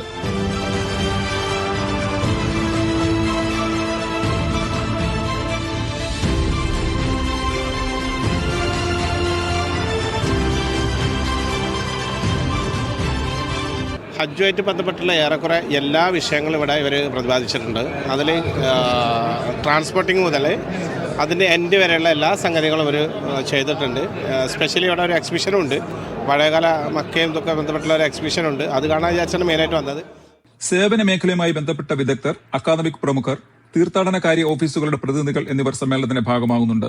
260 പ്രാദേശിക അന്തർദേശീയ പ്രദർശകർ പവലിയനുകൾ ഒരുക്കി. ഇന്ത്യയെ പ്രതികരിച്ച് കേന്ദ്ര ന്യൂനപക്ഷ കാര്യമന്ത്രി കിരൺ റിജിജുവും കഴിഞ്ഞ ദിവസം സമ്മേളനത്തിലെത്തി ഇന്ത്യ സൗദി ഹജ്ജ് കരാറിൽ ഒപ്പുവച്ചിരുന്നു. വരുന്ന ഹജ്ജ് എങ്ങനെയായിരിക്കുമെന്നതിന്റെ ചിത്രമാണ് ഇവിടെ പ്രദർശിപ്പിക്കുന്നത്. സൂപ്പർ ഡോമിൽ നിന്നും സാബിത് സലീം, മീഡിയ 1. 2026 ട്രെൻഡിംഗ് ഡെസ്റ്റിനേഷനുകളിൽ മസ്കത്തും. യൂറോപ്പ് അടക്കമുള്ള ഇടങ്ങളിൽ നിന്ന് അവധിക്കാല യാത്രയ്ക്ക് പദ്ധതിയിടുന്ന 79% പേരുടെയും ട്രെൻഡിംഗ് ഡെസ്റ്റിനേഷനുകളിൽ ഒന്നാണ് ഒമാൻ തലസ്ഥാനം ഇടം പിടിച്ചത്. മാരിയറ്റ് ബോൺവോയുടെ 2026 EMEA ടിക്കറ്റ് ട്രാവൽ റിപ്പോർട്ടിലാണ് ഈ നിരീക്ഷണം. യൂറോപ്പ്, മിഡിൽ ഈസ്റ്റ്, ആഫ്രിക്ക എന്നിവിടങ്ങളിൽ നിന്ന് അടുത്ത വർഷം അവധിക്കാല യാത്ര നടത്താൻ പദ്ധതിയിടുന്ന 79% യാത്രക്കാരുടെയും ട്രെൻഡിംഗ് ഡെസ്റ്റിനേഷനുകളിലാണ് ഒമാൻ തലസ്ഥാനവും ഉൾപ്പെട്ടത്. മാരിയറ്റ് ബോൺവോയുടെ 2026 EMEA ടിക്കറ്റ് ട്രാവൽ റിപ്പോർട്ടിലാണ് നിരീക്ഷണം. വിനോദസഞ്ചാരികളുടെ പ്രിയപ്പെട്ട ഇടമായി ഒമാൻ മാറുകയാണ്. ഒമാൻ ഭരണകൂടവും ടൂറിസത്തിന് വലിയ പ്രാധാന്യം നൽകുന്നുണ്ട്. ഒമാൻ്റെ വ്യത്യസ്ത ഭാഗങ്ങളിലായി വിനോദസഞ്ചാര മേഖലയിൽ 100 ദശലക്ഷം റിയാലിൻ്റെ വിവിധ വികസന പദ്ധതികൾക്ക് ഇക്കഴിഞ്ഞ ദിവസം കരാർ ഒപ്പിട്ടിരുന്നു. അതേസമയം 2025 ഉണ്ടായതിനേക്കാൾ 2026 അവധിക്കാല യാത്രകൾ നടത്താൻ പദ്ധതിയിടുന്നതായാണ് പഠനത്തിൽ പങ്കെടുത്ത യാത്രികർ പറയുന്നത്. നോർവേയിലെ Oslo, അൾജീരിയയിലെ Algiers, ക്രൊയേഷ്യയിലെ split, Zagreb, ഡെൻമാർക്കിലെ Copenhagen എന്നിവയാണ് യാത്രികരുടെ പ്രിയപ്പെട്ട ഇതര ഡെസ്റ്റിനേഷനുകൾ. തീർച്ചയായും സന്ദർശിക്കേണ്ട മികച്ച 10 ഡെസ്റ്റിനേഷനുകളിൽ UAEയും സൗദി അറേബ്യയും ഉൾപ്പെടുന്നുണ്ട്. Media 1, Muscat. സൗദിയിലെ ദമാമിൽ ന്യൂമോണിയ ബാധിച്ച് മലയാളി യുവാവ് മരിച്ചു. തിരുവനന്തപുരം നെടുമങ്ങാട് സ്വദേശി രാകേഷ് രമേശനാണ് മരിച്ചത്. 8 വർഷമായി ദമാമിലെ സ്വകാര്യ കമ്പനിയിൽ മെക്കാനിക്കൽ എഞ്ചിനീയറായി ജോലി ചെയ്തു വരികയായിരുന്നു. ബഹ്റൈനിൽ സ്കൂൾ വാഹനത്തിൽ അകപ്പെട്ട് 4 വയസ്സുകാരൻ മരിച്ച സംഭവത്തിൽ പ്രതിയായ സ്ത്രീയോട് ക്ഷമിച്ച് മരിച്ച കുട്ടിയുടെ മാതാവ്. ദാരുണമായ ഈ സംഭവത്തിൽ പ്രതിക്കെതിരെയുള്ള കേസുകൾ പിൻവലിക്കാൻ താൽപര്യപ്പെടുന്നതായി മാതാപിതാക്കൾ കോടതിയെ അറിയിച്ചു. കിൻഡർഗാർട്ടനിലേക്ക് പോകുന്നതിനിടെ കാറിൽ ഉറങ്ങിപ്പോയ 4 വയസ്സുകാരനാണ് മരിച്ചത്. ഈ കേസിൽ 40-കാരിയായ ബഹ്റൈൻ സ്വദേശിനിയായ യുവതിയാണ് പ്രതി. പ്രതിക്ക് ക്ഷമ നൽകാനും അവർക്കെതിരായ എല്ലാ കുറ്റങ്ങളും ഒഴിവാക്കാനും അമ്മ തീരുമാനിക്കുകയായിരുന്നു. സൗദിയിലെ തബൂക്ക് പ്രവിശ്യയിൽ പ്രഖ്യാപിച്ച അമാല പദ്ധതിയിലെ ട്രിപ്പിൾ ബേ തുറന്നു. അൽവജ്ഹിനും നിയോമിനും അടുത്തായി 3 ഉൾക്കടലുകൾ ചേരുന്നിടത്താണ് ഈ അത്യാഡംബര പദ്ധതി. 6 ലോകോത്തര റിസോർട്ടുകളിൽ ടൂറിസ്റ്റുകളെ വരും ആഴ്ചകളിൽ സ്വീകരിക്കും.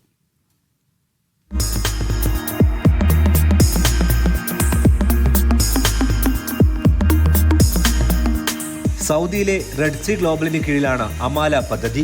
റിയാദിൽ വെച്ച് റെഡ് സീ ഗ്ലോബലാണ് പദ്ധതിയുടെ ആദ്യഘട്ട പൂർത്തീകരണം പ്രഖ്യാപിച്ചത്. തബൂക്ക് പ്രവിശ്യയിലെ അൽവജ്ഹിനോട് ചേർന്നാണ് അമാല പദ്ധതി പ്രദേശം. ആശ എന്ന അർത്ഥം വരുന്ന അമാല ലോകത്തെ അത്യാഡംബര ടൂറിസം കേന്ദ്രമായി മാറും. ആദ്യഘട്ടത്തിൽ 6 ലോകോത്തര ലക്ഷറി റിസോർട്ടുകൾ തുറക്കുന്നുണ്ട്. കൂടാതെ യോട്ട് ക്ലബ്, മറൈൻ ലൈഫ് ഇൻസ്റ്റിറ്റ്യൂട്ടായ കൊറാലിയം, മറീന വില്ലേജ്, റിസോർട്ടുകളെ പ്രകൃതിയിലൂടെ ബന്ധിപ്പിക്കുന്ന 5 കിലോമീറ്റർ നീളമുള്ള വെൽനസ് റൂട്ട് എന്നിവയും ഉദ്ഘാടനം ചെയ്യും.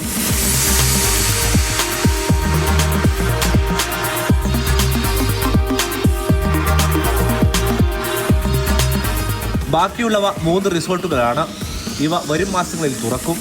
പൂർത്തിയാകുമ്പോൾ മൊത്തം 9 റിസോർട്ടുകളും 1600 ഹോട്ടൽ മുറികളുമാണ് ഇവിടെ ഉണ്ടാവുക. പദ്ധതി വഴി 1.5 ലക്ഷം തൊഴിലവസരങ്ങൾ സൃഷ്ടിക്കുമെന്നാണ് കണക്ക്. 51 ബില്യൺ റിയാൽ നിക്ഷേപിച്ച ഈ പദ്ധതി വഴി പ്രതിവർഷം 11 ബില്യണിന്റെ വരുമാനമാണ് കണക്കുകൂട്ടൽ. പൂർണ്ണമായും സോളാർ, കാറ്റാടി എന്നിവ വഴിയാണ് വൈദ്യുത ഉപഭോഗം. തബൂക്ക് എയർപോർട്ടിൽ നിന്നും 3 മണിക്കൂറാണ് ദൂരം. അൽവജ്ഹ് എയർപോർട്ടിൽ നിന്നാകും എളുപ്പത്തിൽ എത്താനാവുക. ഈ വിമാനത്താവളം പുനർനിർമ്മാണത്തിലാണ്. ഉടൻ തുറക്കുകയും ചെയ്യും. Aftab Rahman, media 1, Riyadh. 10 വർഷം വരെയുള്ള കൾച്ചറൽ വിസ അവതരിപ്പിച്ച് ഒമാൻ. സാംസ്കാരിക ആവശ്യങ്ങൾക്കായി ഒമാനിലേക്ക് പ്രവേശിക്കുന്ന വിദേശികൾക്കായാണ് പ്രത്യേക വിസയും താമസാനുമതിയും അനുവദിക്കുന്നത്. സാംസ്കാരിക വിനിമയം വർദ്ധിപ്പിക്കുന്നതിനും രാജ്യാന്തര പ്രതിഭകളെ ആകർഷിക്കുന്നതും ലക്ഷ്യമിട്ടാണ് നീക്കം. പോലീസ് കസ്റ്റംസ് ഇൻസ്പെക്ടർ ജനറൽ ഒപ്പിട്ട നിയമ ഭേദഗതികൾ ഈ മാസം 3-ന് ഔദ്യോഗിക ഗസറ്റിൽ പ്രസിദ്ധീകരിച്ചതോടെയാണ് നിയമം പ്രാബല്യത്തിൽ വന്നത്. 1 വർഷത്തേക്കുള്ള കൾച്ചറൽ വിസയ്ക്ക് 50 റിയാലാണ് ഫീസ്. 5-10 വർഷത്തേക്കുള്ള വിസയിൽ ഓരോ വർഷവും 50 റിയാൽ വീതം നൽകണം. സാംസ്കാരിക വിനിമയം വർദ്ധിപ്പിക്കുന്നതിനും രാജ്യാന്തര പ്രതിഭകളെ ആകർഷിക്കുന്നതിനും ലക്ഷ്യമിട്ടാണ് നീക്കം. സാംസ്കാരിക ആവശ്യങ്ങൾക്കായി ഒമാനിലേക്ക് പ്രവേശിക്കുന്ന വിദേശികൾക്കായി പ്രത്യേക വിസയും താമസാനുമതിയും അനുവദിക്കുകയാണ്. ഒമാനിലെത്തുന്ന വിദേശിക്കും ജീവിത പങ്കാളിക്കും മക്കൾ, മാതാപിതാക്കൾ, സഹോദരങ്ങൾ തുടങ്ങി അടുത്ത ബന്ധുക്കൾക്കും വിസയും താമസാനുമതിയും അനുവദിക്കും. ബന്ധപ്പെട്ട സ്ഥാപനത്തിൻ്റെ അഭ്യർത്ഥനയും ഉത്തരവാദിത്വം അടിസ്ഥാനമാക്കി സാംസ്കാരിക മേഖലകളുമായി ബന്ധപ്പെട്ട ആവശ്യങ്ങൾക്കായി ഒമാനിലേക്ക് വരുന്ന വിദേശിക്കാണ് കൾച്ചറൽ വിസ അനുവദിക്കുക. ഇഷ്യൂ ചെയ്ത തീയതി മുതൽ 3 മാസത്തിനുള്ളിൽ ഇത് ഉപയോഗിക്കണം. ബന്ധുക്കൾക്കും പങ്കാളിക്കുമുള്ള കൾച്ചറൽ ജോയിൻറ്റ് വിസയ്ക്ക് പ്രതിവർഷം 10 റിയാൽ നൽകണം. Media 1, Muscat. രാജ്യത്തിന്റെ വടക്കൻ പ്രദേശങ്ങളിലെ റോഡ് നവീകരണ പ്രവൃത്തികൾ പൂർത്തിയാക്കിയതായി ഖത്തർ പൊതുമരാമത്ത് വിഭാഗമായ അഷ്കാൽ. മേഖലയിലെ അടിസ്ഥാന സൗകര്യ വികസനത്തിൽ വലിയ മാറ്റങ്ങൾക്ക് വഴിയൊരുക്കുന്നതാണ് പദ്ധതികൾ. റോഡ് അനുബന്ധ വികസന പദ്ധതികളും പൂർത്തിയായിട്ടുണ്ട്. 84 കിലോമീറ്റർ ദൈർഘ്യമുള്ള റോഡുകളുടെ നിർമ്മാണമാണ് അഷ്ഗാൽ പൂർത്തിയാക്കിയത്. ഇതോടൊപ്പം 746 തെരുവ് വിളക്കുകളും സ്ഥാപിച്ചു. കാറുകൾക്കും ബസ്സുകൾക്കുമായി 22,600-ലധികം പാർക്കിംഗ് സ്ഥലങ്ങൾ നവീകരിക്കുകയും ചെയ്തു. കാൽനട സൈക്കിൾ പാത നിർമ്മാണവും പൂർത്തിയാക്കി. പദ്ധതിയുടെ ഭാഗമായി അൽക്കോറിലെ അൽബൈത്ത് സ്റ്റേഡിയത്തിനും ലുസൈൽ സ്റ്റേഡിയത്തിനും സമീപത്തായി 20,000 വാഹനങ്ങൾക്ക് പാർക്കിംഗ് സ്ഥലങ്ങൾ ഒരുക്കിയിട്ടുണ്ട്. കൂടാതെ ലുസൈൽ ഏരിയയിൽ ബസ്സുകൾക്കായി 285 പാർക്കിംഗ് സ്ഥലങ്ങളും തയ്യാറാക്കി. മേഖലയിലെ മഴവെള്ള സംഭരണ ടാങ്കിന് മുകളിൽ 22,500 ചതുരശ്ര മീറ്റർ വിസ്തൃതിയുള്ള ഹരിത പാർക്കും നിർമ്മിച്ചിട്ടുണ്ട്. നഗര സൗന്ദര്യവൽക്കരണത്തിന്റെ ഭാഗമായി വിവിധ സ്ഥലങ്ങളിൽ 1,850 മരങ്ങൾ നട്ടു. ലാൻഡ്സ്കേപ്പിംഗ് ജോലികളും പൂർത്തിയാക്കിയിട്ടുണ്ട്. Media 1, Doha. ദുബായ് മെട്രോയുടെ ബ്ലൂ ലൈൻ പാതയുടെ നിർമ്മാണം 10% പിന്നിട്ടതായി ദുബായ് റോഡ് ട്രാൻസ്പോർട്ട് അതോറിറ്റി. 5 മാസം മുൻപാണ് പുതിയ പാത നിർമ്മാണം ആരംഭിച്ചത്. 2 ദിശയിലായി 30 കിലോമീറ്ററുള്ള ബ്ലൂ ലൈൻ പാതയിൽ 14 സ്റ്റേഷനുകളും ഉണ്ടാകും. അതിവേഗത്തിലാണ് ദുബായ് മെട്രോ ബ്ലൂ ലൈൻ നിർമ്മാണം പുരോഗമിക്കുന്നത്. അടുത്ത വർഷം അവസാനത്തോടെ 30% നിർമ്മാണം പൂർത്തിയാക്കുമെന്ന് RTA അധികൃതർ പറഞ്ഞു. ദുബായ് മെട്രോയ്ക്ക് 20 വയസ്സ് പൂർത്തിയാകുന്ന 2029 സെപ്റ്റംബർ 9-ന് പുതിയ പാതയുടെ നിർമ്മാണവും പൂർത്തിയാകും. ദുബൈയിലെ പ്രധാന താമസ, അക്കാദമിക, സാമ്പത്തിക, ടൂറിസം ജില്ലകളെ ബന്ധിപ്പിക്കുന്നതാണ് ബ്ലൂ ലൈൻ മെട്രോ പാത. 3000 തൊഴിലാളികളും 500 എഞ്ചിനീയർമാരും നിർമ്മാണ രംഗത്തുണ്ടെന്ന് RTA ചെയർമാൻ മത്താർ അൽ തായർ പറഞ്ഞു. 14 സ്റ്റേഷനുകൾ ഉൾപ്പെടുന്ന 30 കിലോമീറ്ററാണ് ബ്ലൂ ലൈൻ പാതയുടെ നീളം. 2 ദിശകളിലൂടെ ഈ പാത കടന്നുപോകും. ആദ്യത്തേത് ജദ്ദാഫിലെ ക്രീക്ക് ഇന്റർസെക്ഷൻ സ്റ്റേഷനിൽ നിന്ന് ആരംഭിച്ച് Dubai Festival City, Dubai Creek Harbour, Ras Al Khor വ്യവസായ മേഖല വഴി ഇന്റർനാഷണൽ സിറ്റി 1-ലെത്തും. ഒരു ഭൂഗർഭ ഇന്റർചേഞ്ച് സ്റ്റേഷനും ഇതിലുണ്ടാകും. റാഷിദിയ സെൻട്രൽ പോയിന്റ് ഇന്റർചേഞ്ച് സ്റ്റേഷനിൽ നിന്നാണ് 2ാമത്തെ റൂട്ട് ആരംഭിക്കുക. മിർദിഫ്, അൽവർക്ക എന്നിവിടങ്ങളിലൂടെ ഇന്റർനാഷണൽ സിറ്റിയിലെ ഇന്റർചേഞ്ച് സ്റ്റേഷനുമായി ഇതിനെ ബന്ധിപ്പിക്കും. International city 2, Dubai silicon oasis, academic city വരെ നീളുന്ന ഈ ദിശയിൽ 4 സ്റ്റേഷനുണ്ടാകും. അൽറുവയയിൽ ഒരു മെട്രോ ഡിപ്പോയും ഈ പദ്ധതിയുടെ ഭാഗമാണ്. Media 1, Dubai. തദ്ദേശ തെരഞ്ഞെടുപ്പിൽ സർക്കാരിന്റെ പ്രകടനം പ്രതിഫലിക്കുമെന്ന് CPM കേന്ദ്ര കമ്മിറ്റി അംഗം EP ജയരാജൻ. ഇടതുമുന്നണിക്ക് തുടർഭരണമുണ്ടാകും. മുഖ്യമന്ത്രി എങ്ങും നിറഞ്ഞു നിൽക്കുകയാണ്. പിണറായി വിജയൻ വീണ്ടും മുഖ്യമന്ത്രിയാകുമോ എന്ന ചോദ്യത്തിന് നിങ്ങൾക്ക് എന്തു തോന്നുന്നു എന്നായിരുന്നു EP-യുടെ മറുചോദ്യം. ശബരിമല സ്വർണ്ണപ്പാളി കേസ് സർക്കാരിനെതിരെ ഉപയോഗിക്കാൻ ഒരു പോറ്റിയെ ഇറക്കിയെങ്കിലും പോലീസ് ജാഗ്രതയോടെ പ്രവർത്തിച്ചുവെന്നും EP ജയരാജൻ ദുബൈയിൽ മീറ്റ് ദ പ്രസിൽ പറഞ്ഞു. ഇതെല്ലാം സർക്കാരിനെ സംബന്ധിച്ചിട്ടുള്ള നടപടികളെല്ലാം എല്ലാ തെരഞ്ഞെടുപ്പുകളിലും പ്രതിഫലിക്കും. നമ്മൾ വിലയിരുത്തലാണോ എന്ന് പറയുന്നതല്ല. ഇതെല്ലാം ഒരു ഗവൺമെൻറ് ചെയ്യുന്ന കാര്യങ്ങൾ പൂർണ്ണമായും ജനങ്ങളിൽ പ്രതികരിക്കും, പ്രതിഫലനമുണ്ടാകും. കേരളത്തിൻ്റെ ഇന്നത്തെ വളർച്ച ഈ തെരഞ്ഞെടുപ്പിൽ ഞങ്ങൾക്ക് അനുകൂലമായിട്ട് വരും. കേരളത്തിൽ ഇന്നത്തെ മുഖ്യമന്ത്രി നിറഞ്ഞു നിൽക്കുകയാണ്. അത്തരം ഒരു കാര്യം വന്നപ്പോൾ അതിനെ പൊളിക്കാൻ ഒരു പോറ്റീനെയും കൊണ്ട് ഇറങ്ങി. പോറ്റിയെ പിടിച്ചു. ആരാ ഇറക്കിയതെന്നുള്ളത് ഇപ്പം ഏതായാലും ഞങ്ങൾക്കെതിരാണല്ലോ. ഞങ്ങൾക്കെതിരായി ഉപയോഗിക്കാൻ ഒരു പോറ്റിയെ കൊണ്ടുവന്നു. പോറ്റിയെ കിട്ടിയപ്പോൾ പോറ്റി ചില കാര്യങ്ങൾ പറഞ്ഞത് തന്നെ എന്തിനാ? ഈ അയ്യപ്പ സംഗമം പൊളിക്കാൻ വേണ്ടിയിട്ടാണ്, അതിനെ പരിഹാസപ്പെടുത്താനാണ് പറഞ്ഞത്. അപ്പോൾ തന്നെ നമ്മുടെ കേരള പോലീസ് പണത്തടഞ്ഞു, പിടിച്ചില്ലേ? ചോദ്യം ചെയ്ത് എല്ലാ അന്വേഷണവും ഫലപ്രദമായില്ലേ?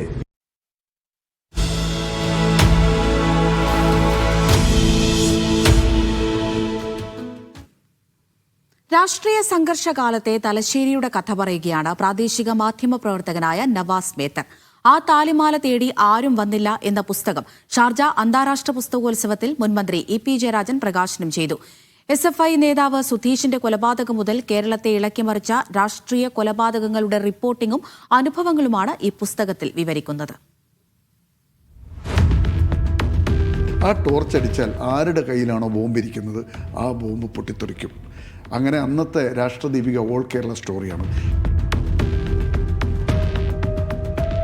കണ്ണൂർ ജില്ലയിലുണ്ടായ കൊലപാതക രാഷ്ട്രീയം, KV സുധീഷ് എന്ന SFI സംസ്ഥാന നേതാവിൻ്റെ കൊലപാതകം മുതൽ KT ജയകൃഷ്ണൻ മാസ്റ്റർ ക്ലാസ് റൂമിൽ അദ്ദേഹം കൊല്ലപ്പെട്ട ദിവസം ആദ്യം അവിടെ എത്തിയ ഒരു മാധ്യമപ്രവർത്തകനാണ് ഞാൻ.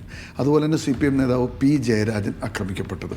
ദീപികയുടെ റിപ്പോർട്ടർ എന്ന നിലക്ക് ഈ പറയുന്ന സ്ഥലത്തെല്ലാം ഞാനും എൻ്റെ ഒരു ഫോട്ടോഗ്രാഫർ SK മോഹനുമായിട്ട് പോയിട്ട് റിപ്പോർട്ടുകൾ മുഴുവൻ ചെയ്തിട്ടുള്ളത്. ആ കൊലപാതക രാഷ്ട്രീയം എന്നിലുണ്ടാക്കിയ, എൻ്റെ മനസ്സിൽ അതിൽ പതിഞ്ഞു നിന്ന കാര്യങ്ങൾ ഉൾപ്പെടുത്തിക്കൊണ്ടാണ് ഞാനൊരു പുസ്തകം എഴുതിയത്. ജയകൃഷ്ണൻ മാഷെ കൊല്ലാനായി അക്രമികൾ ക്ലാസ് റൂമിലേക്ക് കയറുമ്പോൾ കിട്ടുന്നൊരു ഇൻഫർമേഷനിൽ തുടങ്ങുന്ന ഒരു അധ്യായമുണ്ട്. അതുപോലെ തന്നെ P ജയരാജൻ ആക്രമിക്കപ്പെട്ടെടുത്ത് ചെല്ലുമ്പം അവിടുത്തെ വാഷ് ബേസിൻ്റെ അടിയിൽ നിന്ന് അദ്ദേഹത്തിൻ്റെ ശരീരമാംസത്തിൻ്റെ ഒരു കഷ്ണം കണ്ടെടുത്ത് അന്നത്തെ പോലീസ് ഓഫീസറായ ദേവരാജനോട് പറയുന്ന ഒരു രംഗം മുതൽ എല്ലാം സംഘർഷത്തിലൂടെ കടന്നു പോകുന്ന അധ്യായങ്ങളാണ് ഇതിനകത്തുള്ളത്. ആ താലിമാല തേടി ആരും വന്നില്ല എന്നതാണ് പുസ്തകത്തിൻ്റെ പേര്.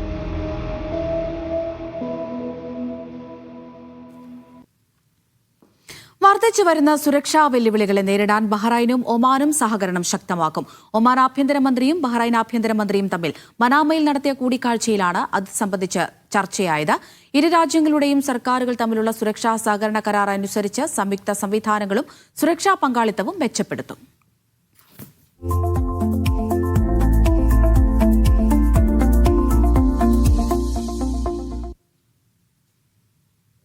കേരളമാണോ എന്ന് തോന്നിപ്പോകുന്ന തരത്തിൽ വൈബടിക്കുന്ന ഒരു സ്ഥലം. നാടിന്റെ രുചി തേടി വരുന്ന പ്രവാസി മലയാളികളെ കൊണ്ട് നിറയുകയാണ് ജുഫൈർ. ബഹ്റൈനിലെ യഥാർത്ഥ കേരള ടച്ച് കാണാം. ഈ കണ്ട ബോർഡുകളൊക്കെ കണ്ട് തെറ്റിദ്ധരിക്കേണ്ട, നമ്മളുള്ളത് കേരളത്തിലല്ല, ബഹ്റൈനിലെ ജുഫൈറിലാണ്. പ്രവാസി മലയാളികൾ അവർ എത്ര തന്നെ ദൂരത്തായാലും ഓരോരുത്തരുടെയും ഹൃദയത്തിൽ എപ്പോഴും നാടുണ്ടാകും. മഴയുള്ള ഓർമ്മകളുണ്ടാകും. നാടൻ മസാലക്കൂട്ടുകളുടെ മണമുണ്ടാകും. നാട്ടിൻ പുറത്തെ ചായക്കടകളും സൊറ പറഞ്ഞിരിക്കാറുള്ള ഇടങ്ങളുമുണ്ടാകും. പഴയ പാട്ടുകളുണ്ടാകും. ഇതൊക്കെ അവരെ ഇങ്ങനെ നാടിന്റെ ഓർമ്മകളുമായി ചേർത്ത് വെച്ചുകൊണ്ടേയിരിക്കും.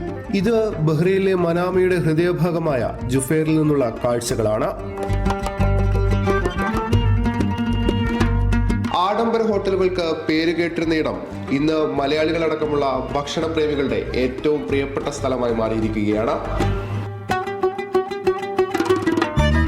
ഗൃഹാതുരത്വമുണർത്തുന്ന അന്തരീക്ഷവും ഭക്ഷണങ്ങളുമായാണ് ജുഫൈർ ഇപ്പോൾ മലയാളികൾക്ക് പ്രിയപ്പെട്ട ഇടമായി മാറുന്നത്. മലയാളികളുടെ ഓർമ്മകളും രുചിയും നിറഞ്ഞു നിൽക്കുന്ന കേരള തട്ടുകടകൾ. നാടിന്റെ രുചി തേടി വരുന്നവർക്കായി ഇവിടം മികച്ച അനുഭവം തന്നെയാണ് ഒരുക്കുന്നത്. നമ്മുടെ നാട്ടിലെ പോലെയുള്ള ടേസ്റ്റ് ആണ് എന്നൊക്കെ പറഞ്ഞ് എന്നെ കൂട്ടിക്കൊണ്ട് വന്നതാ, ഒന്ന് കഴിച്ചു നോക്കാൻ വേണ്ടിയിട്ട്. ഒന്നും പറയാനില്ല, സൂപ്പർ. ഞങ്ങള് സൗത്ത് കേരളയിലുള്ളവരാണ്, പക്ഷെ ശരിക്കും സെയിം അതുപോലെ തന്നെ എനിക്ക് ഫീൽ ആവുന്നുണ്ട്. നന്നായിട്ടുണ്ട്, സൂപ്പർ. ഞങ്ങള് റഫേന്നാണ് വരുന്നത്. ഞങ്ങൾ ലീവായിരുന്നു. ഫ്രണ്ട്സുമായിട്ട് ഇങ്ങനെ വന്നപ്പോൾ ജുഫൈറിലൊരു ഇങ്ങനെ ഫുഡ് ട്രാക്കിന്റെ ഒരു അനുഭവം ഞങ്ങൾ വിഷയം വന്നപ്പോൾ അതിമനോഹരം, പറയാൻ വാക്കുകളില്ല. പിന്നെ അതുകൂടാതെ ഇവിടുത്തെ റെസ്റ്റോറൻറ്റ് നമ്മൾ കുറേ ജുഫൈറിൽ പോയിട്ടുണ്ട്. വലിയ വലിയ റെസ്റ്റോറൻറ്റുകൾ ഭക്ഷണം കഴിക്കാൻ വെള്ളിയാഴ്ച ഫ്രണ്ട്സിൻ്റെ കൂടെ ഒക്കെ പോകുന്നതാണ്.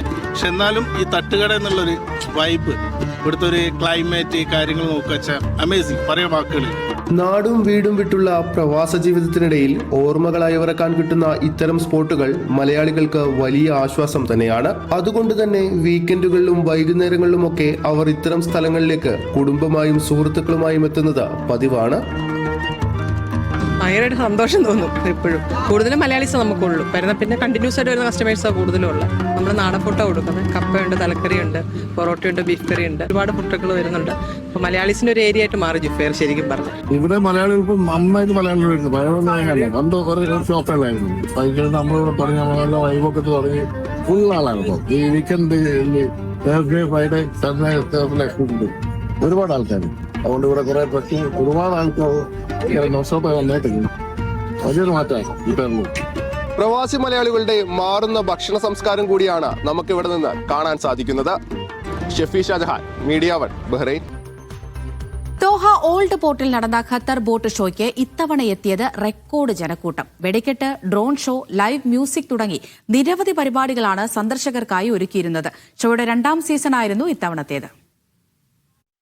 നവംബർ 5 മുതൽ 8 വരെ 4 ദിവസങ്ങളിലായി നടന്ന ബോട്ട് ഷോ കാണാനായി 27,000-ഓളം സന്ദർശകരാണ് എത്തിയത്. കഴിഞ്ഞ വർഷത്തേക്കാൾ 25% വർധന. ഗൾഫ് മേഖലയിലെ ഏറ്റവും വലിയ മറൈൻ എക്സിബിഷനായി ഖത്തർ ബോട്ട് ഷോ മാറി എന്ന് തെളിയിക്കുന്നതാണ് ഈ കണക്കുകൾ. 25 രാജ്യങ്ങളിൽ നിന്നായി 505 പ്രമുഖ ബ്രാൻഡുകൾ ഷോയുടെ ഭാഗമായി. 65-ലധികം യോട്ടുകളും പ്രദർശിപ്പിച്ചു. ഡ്രോൺ ഷോ, വെടിക്കെട്ട് എന്നിവയോടെയാണ് പ്രദർശനത്തിന് തുടക്കം കുറിച്ചത്. ലൈവ് മ്യൂസിക് ഷോക്കൊപ്പം സാംസ്കാരിക പരിപാടികളും ഷോക്ക് നിറം പകർന്നു. അടുത്ത വർഷത്തെ ബോട്ട് ഷോയുടെ തീയതി പ്രഖ്യാപിച്ചിട്ടുണ്ട്. നവംബർ 4 മുതൽ 7 വരെയാണ് ഷോ അരങ്ങേറുക. Media 1, Doha. പുതിയ ഇന്ത്യൻ അംബാസഡർ പരിമിത തൃപ്തി കുവൈത്തിലെത്തി. തിങ്കളാഴ്ച ഇന്ത്യൻ എംബസിയിൽ deputy chief of mission Sanjay K Mulukka അംബാസഡറെ സ്വീകരിച്ചു. എംബസിയിലെ മഹാത്മാഗാന്ധിയുടെ പ്രതിമയ്ക്കും രക്തസാക്ഷികളായ സൈനികരുടെ സ്മാരക ഫലകത്തിനു മുന്നിൽ പരിമിത തൃപ്തി പുഷ്പാർച്ചന നടത്തി. കുവൈത്ത് പ്രോട്ടോകോൾ കാര്യങ്ങളുടെ അസിസ്റ്റന്റ് വിദേശകാര്യമന്ത്രി അബ്ദുൽ മുഹസിൻ ജാബിർ അൽ സായിദിനെ അംബാസഡർ സന്ദർശിച്ചു. കുവൈത്തിലെ നിയുക്ത ഇന്ത്യൻ സ്ഥാനപതി പരിമിത തൃപ്തിയുമായി Indian business and professional council ഭാരവാഹികൾ കൂടിക്കാഴ്ച നടത്തി. കുവൈത്തിലെ ഇന്ത്യൻ എംബസിയിൽ നടന്ന കൂടിക്കാഴ്ചയിൽ കൈസർ ടി ഷാക്കിർ, സുരേഷ് KP, സുനിത് അറോറ, കൃഷ്ണ സൂര്യകാന്ത് എന്നിവർ പങ്കെടുത്തു. കഴിഞ്ഞ 24 വർഷങ്ങളായി ഇന്ത്യ കുവൈത്ത് ബന്ധത്തിന്റെ പുരോഗതിയിൽ നിർണായക പങ്ക് വഹിക്കുന്ന IBPC പ്രവർത്തനങ്ങളെ സ്ഥാനപതി പ്രശംസിച്ചു. IBPC നാളെ നടത്തുന്ന 24ാമത് വാർഷിക സമ്മേളനത്തിൽ സ്ഥാനപതി പരിമിത തൃപ്തി മുഖ്യപ്രഭാഷണം നടത്തും. കുവൈത്ത് വാണിജ്യകാര്യമന്ത്രി ഖലീഫ അബ്ദുള്ള അൽ അജീൽ ചടങ്ങ് ഉദ്ഘാടനം ചെയ്യും. സൗദിയിലെ ജിദ്ദയിൽ മലയാളി ബിസിനസ് സംരംഭകർക്കായി സംഘടിപ്പിക്കുന്ന ബിഗ് കോൺക്ലേവിനുള്ള രജിസ്ട്രേഷൻ ആരംഭിച്ചു. സിജെ ജിദ്ദ ചാപ്റ്ററിന് കീഴിലെ ബിസിനസ് ഇനിഷ്യേറ്റീവ് ഗ്രൂപ്പാണ് പരിപാടി സംഘടിപ്പിക്കുന്നത്. ഈ മാസം 29-ന് വൊക്കോ ഹോട്ടലിലാണ് കോൺക്ലേവ്. വിവിധ മേഖലകളിൽ ഉയർന്നുവരുന്ന അവസരങ്ങൾക്കനുസരിച്ച് ബിസിനസ് രൂപപ്പെടുത്താൻ സംരംഭകരെ സഹായിക്കുന്നതാണ് ബിഗ് കോൺക്ലേവ്. ഇ കൊമേഴ്സിലുള്ള AI സാധ്യതകളെക്കുറിച്ചും, 2 നമ്മുടെ മിസ ലൈസൻസ് ഇവിടെയുള്ള മലയാളികൾ ബിസിനസ് ചെയ്യുന്നവർക്ക് എങ്ങനെ ബിസിനസ്സിൽ ഫണ്ട് കണ്ടെത്താം, ബാങ്കുകൾ വഴി എങ്ങനെ ഫണ്ട് സ്കെയിലപ്പ് ചെയ്യുക എന്നുള്ളതിനെ കുറിച്ചിട്ടുള്ള വളരെ ഇൻഫോർമേറ്റീവ് ആയിട്ടുള്ള 2 സെഷനാണ് ബിസിനസ് ഇനീഷ്യേറ്റീവ് ഗ്രൂപ്പ് നിങ്ങൾക്കായി അവതരിപ്പിക്കുന്നത്. 29-ാം തീയതി നവംബർ 29 ശനിയാഴ്ച വൈകിട്ട് 6 മണിക്ക് ജിദ്ദ വൊക്കോ ഹോട്ടലാണ് നടത്തപ്പെടുന്നത്. രജിസ്ട്രേഷൻ ഉണ്ട്, വളരെ ലിമിറ്റഡ് സീറ്റ്സ് ആണ്. നിങ്ങൾ എല്ലാവരും എത്രയും പെട്ടെന്ന് രജിസ്റ്റർ ചെയ്തിട്ട് ഈ പരിപാടി നല്ലൊരു സക്സസ് ആക്കാൻ വേണ്ടിയിട്ട് ഞാൻ എല്ലാവരെയും ക്ഷണിക്കുന്നു. ചെറുകിട കച്ചവടക്കാർ സംരംഭങ്ങൾ തുടങ്ങാൻ തയ്യാറെടുക്കുന്നവർക്ക് സഹായകരമാകുന്നതായിരിക്കും ഈ പരിപാടിയെന്ന് സംഘാടകർ പറഞ്ഞു. ഗവൺമെന്റ് ആർട്ടിഫിഷ്യൽ ഇന്റലിജൻസിലും ഇ കോമേഴ്സിലൊക്കെ ധാരാളം ഫണ്ട് അലോക്കേറ്റ് ചെയ്യുന്നുണ്ട്. അപ്പോൾ ഈ മാറുന്നതിനനുസരിച്ച് നമ്മുടെ ബിസിനസ് ആ സ്ട്രാറ്റജിക്ക് അനുസരിച്ച് മാറിയില്ലെങ്കിൽ നമ്മൾ പുറകോട്ട് പോകും. അപ്പോൾ നമ്മൾ കുതിക്കുമ്പോൾ 2030 വിഷനുമായിട്ട് ബന്ധപ്പെട്ട് ധാരാളം ചേഞ്ചസ് സൗദിയിൽ വരികയാണ്. അതെല്ലാവരും കാണുന്നതാണ്. ഡെയിലി കാര്യങ്ങൾ ചേഞ്ച് ചെയ്തുകൊണ്ടിരിക്കുകയാണ്. അപ്പോൾ അതിന്റെ റൂൾസും റെഗുലേഷൻസും അറിയുന്നതോടൊപ്പം തന്നെ അവരുടെ സ്ട്രാറ്റജി മാറുന്നതനുസരിച്ച് അല്ലെങ്കിൽ അവരെ അലോക്കേറ്റ് ചെയ്യുന്നതിനനുസരിച്ച് നമ്മുടെ ബിസിനസ്സിൽ എന്തൊക്കെ ചേഞ്ചസ് വരുത്തണം അത് വരുത്തിയ കഴിഞ്ഞാൽ മാത്രമേ നമുക്കൊരു പ്രോഗ്രസ് ഉണ്ടാവുള്ളൂ. അതല്ലെങ്കിൽ നമ്മുടെ ബിസിനസ് താവട്ടേക്ക് പോകും. അപ്പോൾ അങ്ങനെയുള്ള കുറച്ച് കാര്യങ്ങൾ കൂടി നമ്മൾ ഇതിലൊക്കെ കവർ ചെയ്യുന്നുണ്ട്. AI വിദഗ്ധനും എഡാപ്റ്റ് കേരള CEOയുമായ Umar Abdussalam, Saudi Al Jazira ബാങ്കിലെ head of credit and financial institutions ഓഫീസറായ സാജിദ് പാറക്കൽ എന്നിവർ സംസാരിക്കും. കോൺക്ലേവിൽ പങ്കെടുക്കാനായി 0504331671 എന്ന നമ്പറിൽ രജിസ്റ്റർ ചെയ്യണം. Media 1 Jeddah. ബാങ്ക് അക്കൗണ്ടുകളിൽ ഡിജിറ്റൽ തട്ടിപ്പ് തടയാൻ സൗത്ത് ഇന്ത്യൻ ബാങ്ക് ലോക്ക് സംവിധാനം ഏർപ്പെടുത്തിയതായി bank chief operating officer Anto George. South Indian ബാങ്കിന്റെ മിറർ പ്ലസ് ആപ്പ് വഴിയാണ് ഉപഭോക്താക്കൾക്ക് നേരിട്ട് തങ്ങളുടെ അക്കൗണ്ട് ലോക്ക് ചെയ്തു വെക്കാൻ സാധിക്കുക. ഇത് വർക്ക് ചെയ്യുന്നത് ഞാൻ പറഞ്ഞതുപോലെ നമ്മളുടെ ഏതൊക്കെ അക്കൗണ്ട് ഉണ്ടോ ഈ അക്കൗണ്ട് നമ്മൾ ഈ മിറർ പ്ലസ് ആപ്പിൽ ലിങ്ക് ചെയ്ത് കഴിഞ്ഞാൽ അത് നമുക്ക് ലോക്ക് ചെയ്താൽ ഒരു ട്രാൻസാക്ഷനും ഡിജിറ്റലി ഒരു ട്രാൻസാക്ഷനും അതിൽ നടക്കില്ല.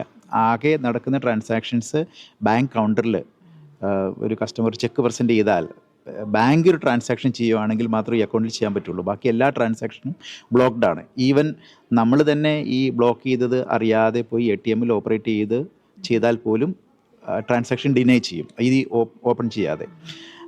അങ്ങനെ വരുമ്പോൾ ആൾക്കാർക്ക് ഒരു ഫേസ് ചെയ്യുന്നൊരു പ്രോബ്ലമാണ് ഇത് എപ്പോഴും ഓപ്പൺ ചെയ്യണം, മറന്നു പോകും. അപ്പോൾ അങ്ങനെയുള്ളപ്പം അതിന് പുതിയൊരു സംവിധാനത്തോട് നമ്മൾ കൊണ്ടുവന്നിരിക്കുന്നത് നമുക്കൊരു ലിമിറ്റ് സെറ്റ് ചെയ്യാം. Say 5,000 in a day I want to be എപ്പോഴും ഓപ്പൺ ആയിരിക്കണം, അല്ലെങ്കിൽ 10,000. നമുക്ക് നമ്മുടെ ലിമിറ്റ് നമുക്ക് തന്നെ സെറ്റ് ചെയ്യാം. അതുവരെയുള്ള ട്രാൻസാക്ഷന് ഈ ലോക്ക് ആവശ്യം വരില്ല. അതിന് മുകളിൽ പോയാൽ വീണ്ടും ലോക്ക്. അതിന് മുകളിൽ ഒരു ട്രാൻസാക്ഷൻ ചെയ്യണമെങ്കിൽ നമ്മൾ തന്നെ ആപ്പിൽ കയറി മാനുവലി ഇത് ഓപ്പൺ ചെയ്ത് ട്രാൻസാക്ഷൻ കഴിഞ്ഞ ശേഷം ലോക്ക് ചെയ്യാം. അപ്പോൾ ഏത് ക്രെഡൻഷ്യൽ ഉണ്ടെങ്കിൽ പോലും ഈ വഴി ലോക്ക് ചെയ്ത് കഴിഞ്ഞാൽ അക്കൗണ്ടിൽ ഒരു ട്രാൻസാക്ഷൻ നടക്കില്ല. അപ്പോൾ എപ്പോഴും നമുക്ക് ഒരു തരത്തിലും നമ്മുടെ ഒരു അക്കൗണ്ടിൽ ഒരു ഫ്രോഡ് നടക്കുമെന്ന് പേടിക്കണ്ട. ഒമാനിലുടനീളം സൗജന്യ പ്രമേഹ പരിശോധനാ ക്യാമ്പയിനുമായി ബദർ അൽസമ ഹോസ്പിറ്റൽ ഗ്രൂപ്പ്. ആരോഗ്യ മന്ത്രാലയത്തിന്റെ സഹകരണത്തോടെയാണ് ദേശീയ തലത്തിലുള്ള സംരംഭം. ലോക പ്രമേഹ ദിനത്തിന്റെ ഭാഗമായി നവംബർ 14, 15 തീയതികളിലാണ് രാജ്യത്തുടനീളം ക്യാമ്പയിൻ സംഘടിപ്പിക്കുന്നത്.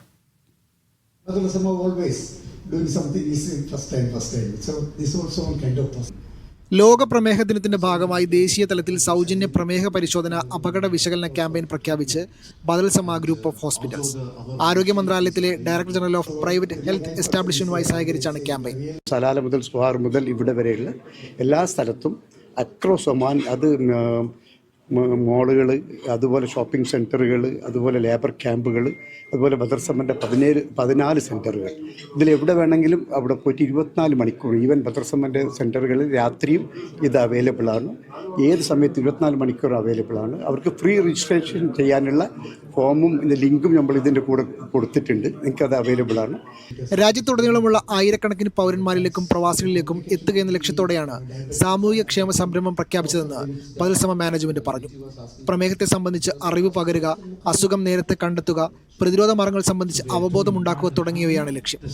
നവംബർ 14, 15 തീയതികളിലായി ബദൽസമയുടെ 14 ബ്രാഞ്ചുകളിലടക്കം രാജ്യത്തെ 122 കേന്ദ്രങ്ങളിൽ ക്യാമ്പയിൻ നടക്കും. മാളുകൾ, സൂപ്പർ മാർക്കറ്റുകൾ, പാർക്കുകൾ അടക്കമുള്ളവിടങ്ങളിലായിരിക്കും ക്യാമ്പയിൻ. ഇതിൻ്റെ ഒരു വലിയൊരു കാര്യം എന്ന് പറയുന്നുണ്ടെങ്കിൽ ഇതൊരു മിനിസ്ട്രി ആയിട്ടൊരു കൊളാബറേഷൻ ചെയ്തിട്ടുള്ളൊരു പ്രോഗ്രാമാണ്. അപ്പോൾ മിനിസ്ട്രിയുടെ ഒരു ഐഡിയയും മിനിസ്ട്രിയുടെ ഒരു കളക്ഷൻ ഓഫ് ഡാറ്റയും കൂടെയാണ് ഇതിന് പിന്നിലുള്ളത്. അപ്പോൾ ഈ മിനിസ്ട്രിയിലേക്ക് ഒരു ഫസ്റ്റ് ഹാൻഡ് റിപ്പോർട്ട് കിട്ടുക എന്നുകൂടെയാണ് ഇതിന് പിന്നിലുള്ള ഒരു ഇന്റൻഷൻ എന്ന് പറയുന്നത്. 20,000 സൗജന്യ പ്രമേഹ പരിശോധന നടത്തുന്ന വലിയ ലക്ഷ്യമാണ് ക്യാമ്പയിൻ മുന്നോട്ട് വെക്കുന്നത്. രാജ്യത്തെ ഏറ്റവും വലിയ പൊതുജനാരോഗ്യ ബോധവൽക്കരണ ശ്രമങ്ങളിൽ ഒന്നാകും ഈ പദ്ധതിയെന്നും ബദൽസമ മാനേജ്മെന്റ് കൂട്ടിച്ചേർത്തു. Media 1 Muscat. നോക്കാം ചില ഗൾഫ് വാർത്തകൾ ചുരുക്കത്തിൽ. ഗതാഗത മേഖലയിൽ സഹകരണം ശക്തമാക്കാൻ സൗദി അറേബ്യയും ഈജിപ്തും. കൈറോയിലെ അറബ് ഗതാഗത മന്ത്രിമാരുടെ കൌൺസിൽ യോഗത്തിൽ ധാരണാപത്രം ഒപ്പുവെച്ചു. സൗദിയിൽ ഇടിമിന്നലോടുകൂടിയ മഴയ്ക്ക് സാധ്യത. ജിസാൻ, അസീർ, അൽബഹ മേഖലകളിൽ മുന്നറിയിപ്പ്. കിഴക്കൻ പ്രവിശ്യയിൽ മൂടൽമഞ്ഞിന് സാധ്യത. കുവൈറ്റ് ഹവല്ലിയിലെ വാഹനമോഷണങ്ങളിൽ അറബ് പൗരൻ അറസ്റ്റിൽ. പാർക്കിംഗ് ഏരിയയിലെ നിരവധി വാഹനങ്ങൾ വ്യാജ താക്കോൽ ഉപയോഗിച്ച് തുറന്നെന്നും അവ പൊളിച്ചുവിട്ടെന്നും പ്രതി സമ്മതിച്ചു. ഖത്തറിലെ ലാന്റേൺ ഫെസ്റ്റിവൽ അൽ ബിദ പാർക്കിൽ നവംബർ 27 ആരംഭിക്കും. 2026 മാർച്ച് 28 വരെ മേള നീണ്ടുനിൽക്കും. ഗസയിൽ സഹായം എത്തിച്ച് ഒമാനിലെ അൽ അമിറാത്ത് KMCC കമ്മിറ്റി. അഭയാർത്ഥി ക്യാമ്പിൽ ഭക്ഷണവും വെള്ളവും ബേബി ഫുഡും വിതരണം ചെയ്തു. ഇൻകാസ് ഖത്തറിന്റെ പുതിയ സെൻട്രൽ കമ്മിറ്റി ഭാരവാഹികൾ ചുമതലയേറ്റു. President Siddique Purayil, general secretary KV Boban, treasurer Jees Joseph, ഉപദേശക സമിതി ചെയർമാൻ സമീർ ഏറാമല എന്നിവരെ KPCC general secretary PT Ajay Mohan ഹാരമണിയിച്ച് ചുമതല കൈമാറി. ദോഹയിലെ അൽ ഖോർ കോർണിഷ് സ്ട്രീറ്റ് വാരാന്ത്യത്തിൽ രാത്രി അടച്ചിടും. ഐൻ ഹെൽറ്റാൻ റൌണ്ട് എബൌട്ടിൽ നിന്ന് അൽഗവ സ്ട്രീറ്റിലേക്കുള്ള ഭാഗങ്ങളിൽ വ്യാഴാഴ്ച മുതൽ ഞായറാഴ്ച വരെ നിയന്ത്രണം. രാത്രി 9 മണി മുതൽ പുലർച്ചെ 5 വരെ അടച്ചിടും. KMCC തൃശൂർ ജില്ലാ കമ്മിറ്റി സംഘടിപ്പിച്ച വടംവലി മത്സരത്തിൽ സലാല ട്രാവലേഴ്സ് ക്ലബ്ബ് വിജയികൾ. പാസ് അക്കാദമി മൈതാനിയിൽ നടന്ന മത്സരത്തിൽ 10 ടീമുകൾ പങ്കെടുത്തു. എഴുത്ത് ഒരാളുടെ ആത്മാവിനെ കണ്ടെത്താനുള്ള യാത്രയാണെന്ന് എഴുത്തുകാരൻ നിസാർ ഇൽത്തുമിഷ്.